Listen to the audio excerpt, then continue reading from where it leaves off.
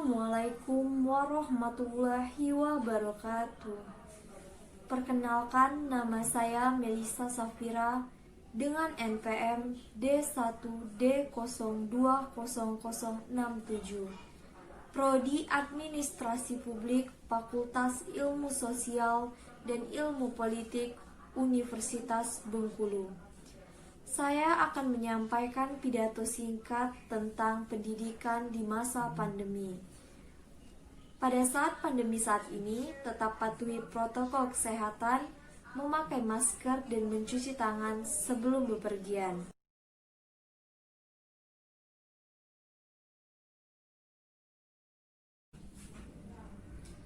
Assalamualaikum warahmatullahi wabarakatuh. Salam sejahtera, Om Swastiastu, Namo Buddhaya, salam kebajikan. Yang terhormat Bapak Rio Kurniawan SPD MPD dan teman-teman serta hadirin sekalian yang saya hormati.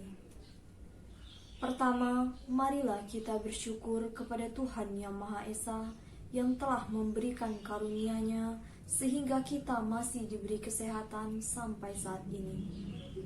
Selanjutnya, salawat serta salam semoga tetap tercurahkan kepada junjungan kita Nabi Agung Muhammad SAW yang senantiasa kita nantikan syafaatnya di dunia dan di akhirat. Hadirin sekalian, saat ini kita sedang mengalami musibah COVID-19, musibah yang begitu banyak memakan korban, musibah yang menjadi tantangan luar biasa bagi negara kita dan seluruh dunia. Tetapi banyak hikmah dan pembelajaran yang bisa kita ambil dari musibah ini, yang akan bisa kita terapkan saat ini dan setelahnya. Penyebaran COVID-19 tidak hanya berdampak kepada perekonomian, kesehatan, sosial masyarakat, tetapi implikasinya juga pada bidang pendidikan. Di bidang pendidikan Indonesia salah satunya.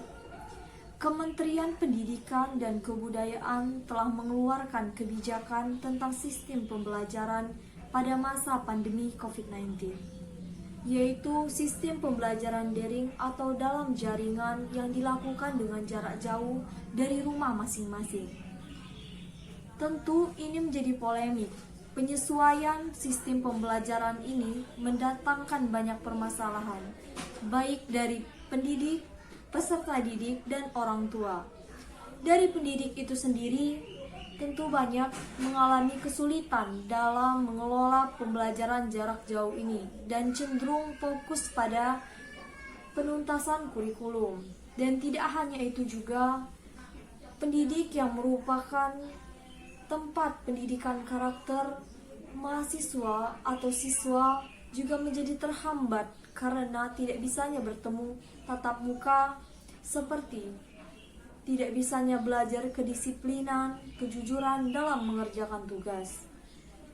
Tidak hanya itu juga, banyaknya ketidaksiapan pendidik dalam proses pembelajaran dan kurangnya penguasaan dalam teknologi untuk menunjang sistem pembelajaran ini menjadi kendala di sistem pembelajaran jarak jauh atau dalam jaringan daring. Tidak hanya pendidik, tetapi orang tua juga memiliki banyak permasalahan dalam pembelajaran jarak jauh ini.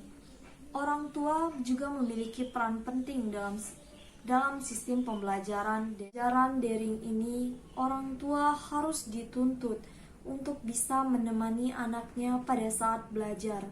Tetapi banyak sebagian dari orang tua tidak bisa menemani anaknya saat belajar, dikarenakan tanggung jawab lain seperti bekerja, urusan rumah, dan lainnya.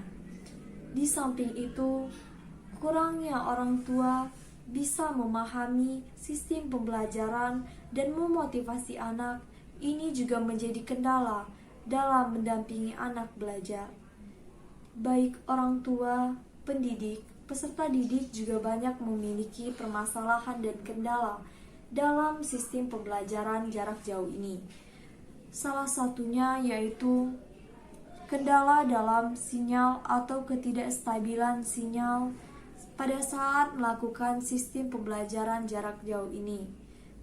Mungkin pada saat pendidik menjelaskan materi, peserta didik tidak bisa mendengarkan dengan baik atau menyerap materi dengan baik dikarenakan ketidakstabilan sinyal atau video yang terputus-putus atau suara yang tidak bisa didengar dengan baik. Ini menjadi peserta didik tidak bisa menyerap materi dengan baik dan keseluruhan materinya. Peserta didik juga banyak mengalami kendala dalam penguasaan teknologi seperti cara menggunakan aplikasi belajar dalam pembelajaran jarak jauh ini, terutama peserta didik yang berada di dalam perdesaan atau di daerah pedalaman tentu banyak belum mengetahui cara penggunaan aplikasi dan metode pembelajaran jarak jauh.